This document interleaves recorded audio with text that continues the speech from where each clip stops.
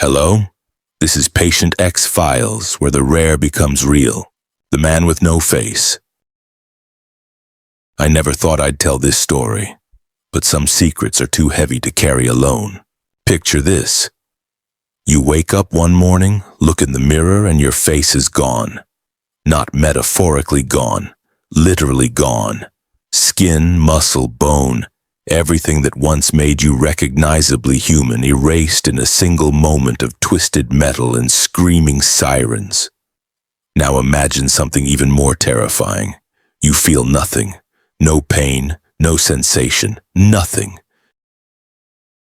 This is the story of Marcus Rivera, and it's about to change everything you think you know about pain, identity, and what makes us human. The accident happened on a Tuesday. Isn't it strange how life-changing moments always seem to happen on the most ordinary days? Marcus was driving home from his construction job, radio playing some forgotten song, when an 18-wheeler ran a red light. The impact was so violent that emergency responders later said they couldn't understand how anyone survived. But Marcus did survive, sort of. When he first regained consciousness 3 weeks later, the silence in the hospital room was deafening. Not because it was quiet, hospitals never are, but because of the way people looked at him. Or rather, how they couldn't look at him. Nurses would glance once, then find sudden, urgent business elsewhere. Doctors spoke in hushed tones, using clinical terms that felt like weapons. Massive facial reconstruction, congenital insensitivity to pain, psychological adjustment challenges. The mirror they finally brought him wasn't really a mirror at all, just a small handheld thing that reflected fragments. But fragments were enough. Where his face had been, now there was something else. Something that made children cry and adults turn away. Here's where the story gets strange. Marcus had been born with a rare condition called congenital insensitivity to pain. 1 in a million people have it. Most don't live past childhood. Pain, you see, is a gift. It tells you when you're in danger, when something's wrong, when to stop before you destroy yourself. Without it, a simple cut becomes a life-threatening infection. A broken bone goes unnoticed until it's too late. But Marcus had been lucky, careful. His parents had taught him to inspect his body daily, to be vigilant about injuries he couldn't feel. He'd lived 34 years without major incident. Until that Tuesday, the doctors said something remarkable. The very condition that had made his childhood dangerous had saved his life. A normal person would have died from shock, from the overwhelming pain of such catastrophic injuries. Marcus felt nothing. His body simply continued. But here's what nobody prepared him for, the strange blessing hidden inside this curse. In the weeks that followed, as Marcus learned to navigate the world with his reconstructed face, a face that looked almost human but not quite, like something from the uncanny valley of medical science, he discovered something extraordinary. People were terrified of him, but not for the reason he expected. Reason. It wasn't just his appearance. It was his composure, his unnatural calm. While others writhed in hospital beds, screaming from post-surgical pain, Marcus sat quietly reading books. When nurses accidentally bumped his bandages expecting him to cry out, he would simply nod and say, "It's okay." This calm, this impossible serenity in the face of what should have been unbearable suffering became more frightening to people than his appearance ever could be. They saw him as inhuman, alien, something that looked like them but fundamentally wasn't. The first time Marcus tried to return to normal life, he walked into a grocery store. A child, maybe 5 years old, saw him and started screaming. not crying, screaming. The mother grabbed her child and ran, but not before shooting Marcus a look that clearly said, "Monster." That night, alone in his apartment, Marcus sat in front of his bathroom mirror for hours. The face looking back at him was functional. The surgeons had done miraculous work, but it was like looking at a very good replica of a human being. The proportions were almost right, the skin tone was close, but something indefinable was missing. Some spark that said, "I am real, I am one of you." This is when Marcus made a decision that would change everything. Instead of hiding, he chose to become visible. He started volunteering at a children's hospital, specifically in the burn ward. At first, the staff was horrified. How could someone who looked like that help traumatized children? But Marcus understood something the doctors didn't. These children were living in agony, facing the same future he was. A world that would turn away from them, that would see them as broken, different, less than human.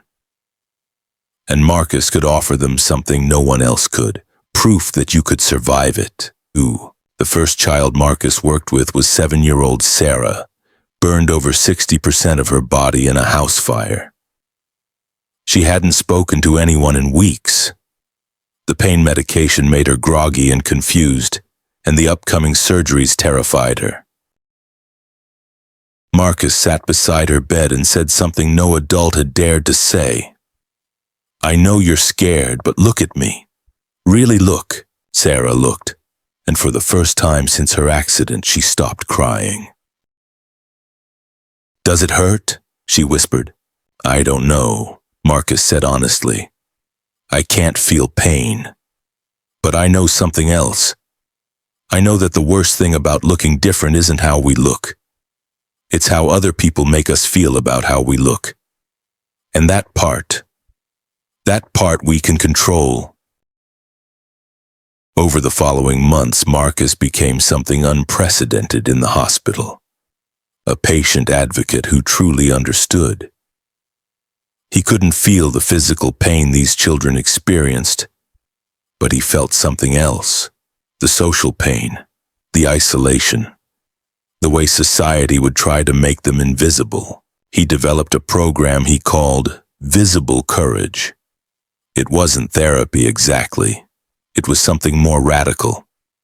He taught children and adults with facial differences not to hide, but to take up space, to exist boldly in a world that preferred they didn't exist at all. The program attracted attention. Medical journals wanted to study it. News outlets wanted to feature it. But Marcus always refused. This wasn't about him being inspirational. This wasn't about overcoming disability or any of those feel-good narratives people love. This was about something much more dangerous. The idea that society's definition of normal was wrong. That beauty was a lie. That the things that made us different weren't flaws to be fixed, but truths to be honored. But the real transformation wasn't happening in the children Marcus helped. It was happening in Marcus himself. You see, for 34 years, Marcus had lived with the knowledge that he was missing something fundamental. The ability to feel physical pain.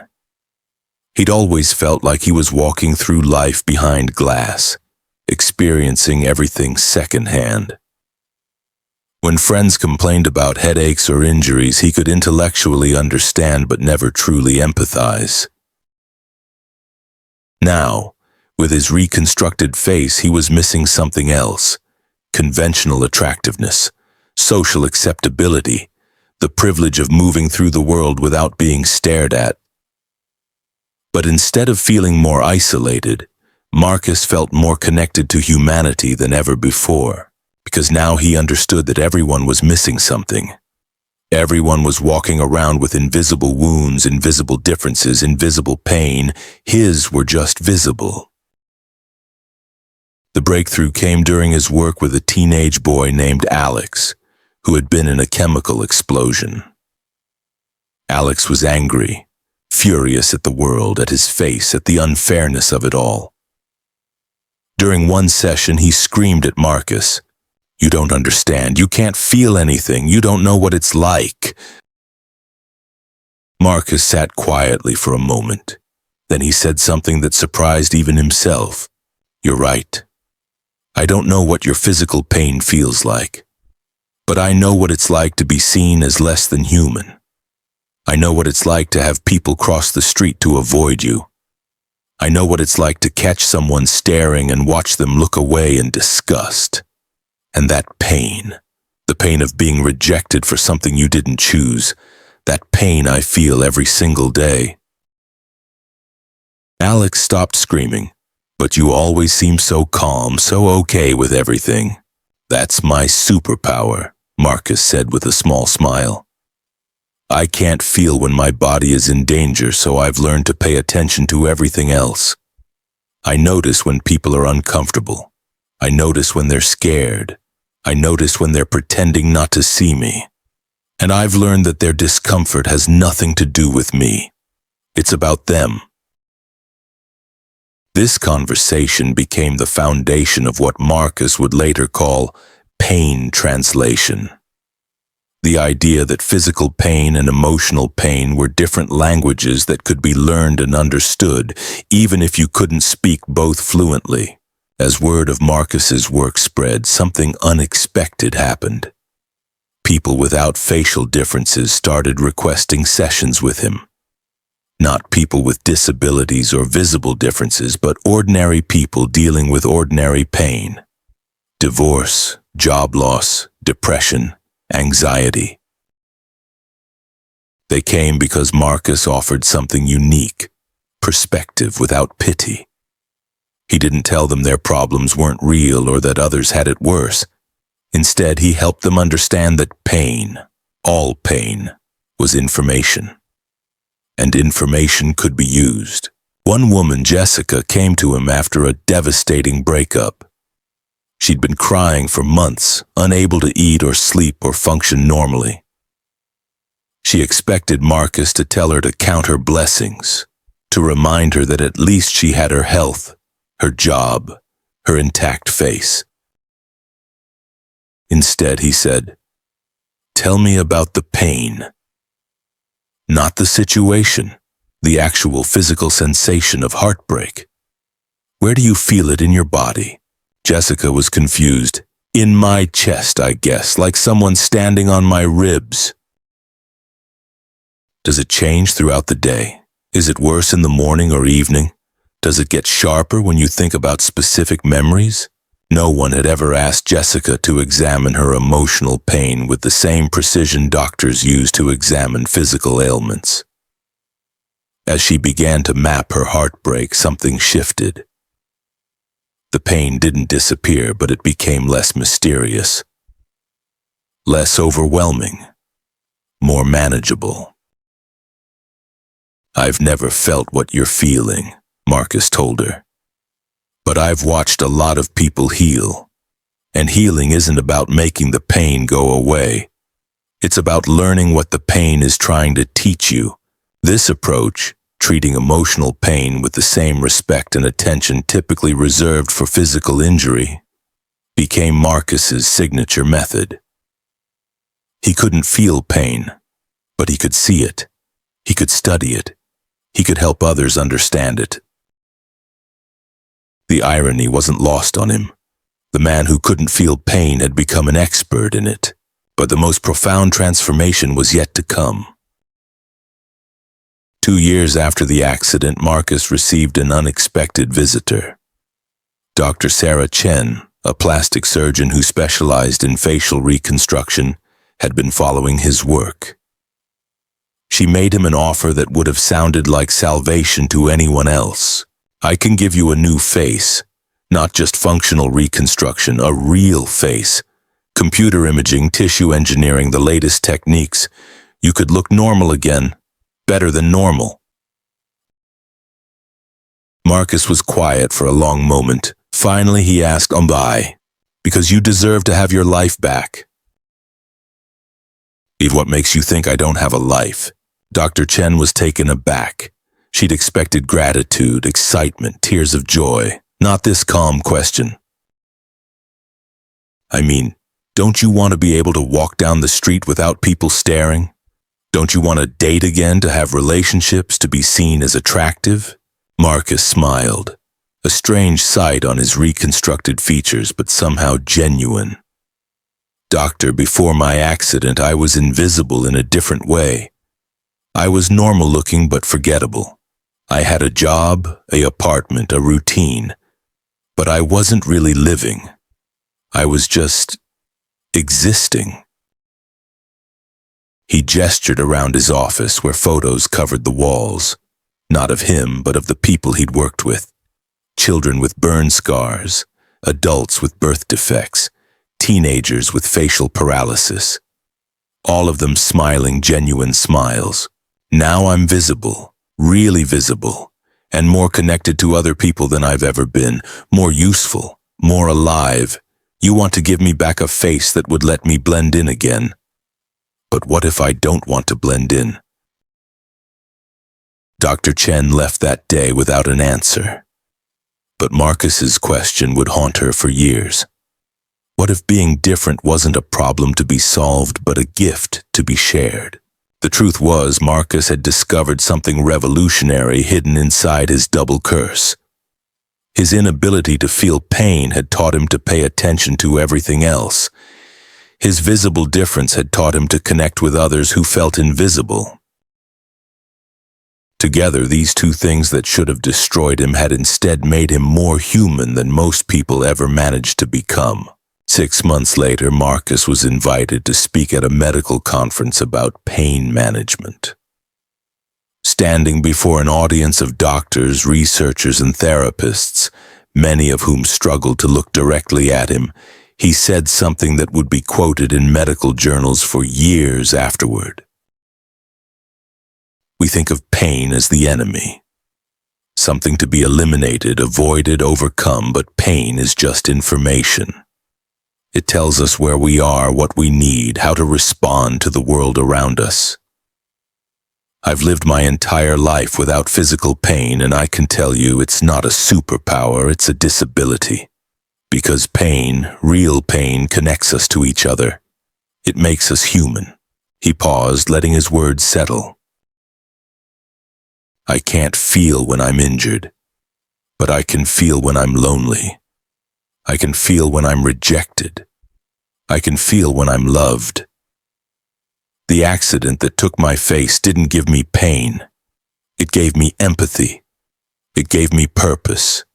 It gave me a way to be useful in ways I never could have been with a normal face and a normal life. The audience was completely silent. Some of you are looking at me and seeing tragedy. A life interrupted, a future stolen. But I want you to see something else. I want you to see proof that the worst thing that can happen to you might also be the best thing. Not because suffering is good, but because how we respond to suffering defines who we become. After his talk, Marcus was approached by Dr. Martinez, a pain researcher from Johns Hopkins. Your perspective on pain is fascinating, she said. But I have to ask, don't you ever wish things were different? Don't you ever mourn the life you lost? Marcus considered this carefully. I mourn the simplicity, he said finally. I mourn being able to walk into a room without changing the entire energy. I mourn first dates and job interviews and all the normal social interactions that are now complicated by my appearance. But do I mourn the life I lost? Number, because I didn't lose a life. I gained a different one. And this life, this strange, difficult, visible life, has taught me things I never could have learned before. It's taught me that normal is overrated. It's taught me that connection isn't about looking like everyone else. It's about being willing to be seen as you really are. Dr. Martinez was quiet for a moment. Then she said something unexpected. I've spent my career studying pain, trying to eliminate it. But listening to you, I wonder if we've been asking the wrong questions. This conversation would lead to groundbreaking research on the relationship between physical and emotional pain. Research that would change how medicine approached both. But that night, Marcus wasn't thinking about medical breakthroughs or research papers. He was thinking about something simpler and more profound. For the first time in his life, he felt completely, authentically himself. The man with no face and no pain had found something more valuable than either. He had found his purpose. Today, Marcus continues his work, training doctors and therapists in what he calls visible healing, the art of helping people transform their wounds into wisdom. He's never had the reconstructive surgery Dr. Chen offered. When people ask why, he gives different answers depending on who's asking. To children, he says, because I like being special. To adults, he says, because someone has to show that different doesn't mean broken. To other medical professionals, he says, because visibility is a form of service. But the real answer, the one he rarely shares, is simpler. Marcus keeps his reconstructed face because it's honest. It tells the truth about what happened to him.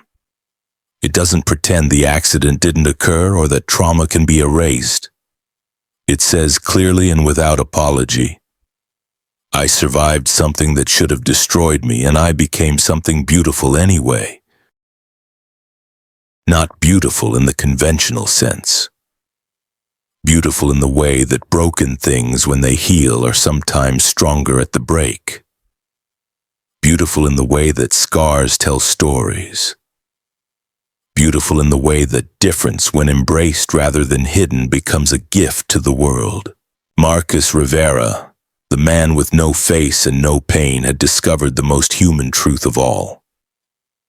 We are not beautiful despite our wounds. We are beautiful because of them. And sometimes the very things that make us feel most alone are the things that connect us most deeply to each other. In the end, pain isn't the opposite of healing. Pain is the beginning of it. And sometimes the absence of one kind of pain can teach us to recognize all the other kind and to help others bear them. The man who couldn't feel anything had learned to feel everything that mattered.